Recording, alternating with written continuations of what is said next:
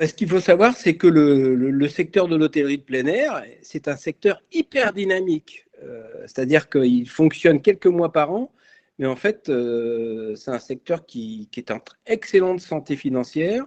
Et c'est par ailleurs un secteur qui investit énormément tout le temps. C'est-à-dire, il n'y a pas un camping qui ne fait pas un investissement, un parc aquatique. Je renouvelle mes mobilhomes, je crée des services connectés. Voilà, c'est vraiment un secteur qui est très, très, très vif, très, très dynamique. Et surtout en Vendée, premier département français en termes de nombre de campings et d'emplacements de camping.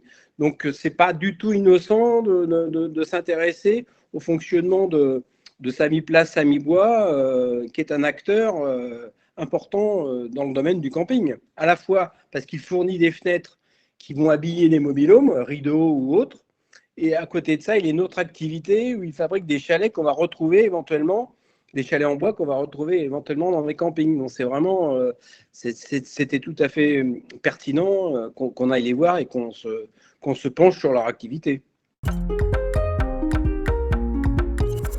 Le dirigeant actuel, c'est François Tessier. C'est quelqu'un qui est assez débonnaire, assez bonhomme comme ça, mais qui est en fait un redoutable homme d'entreprise. Et en fait, il a hérité de la fibre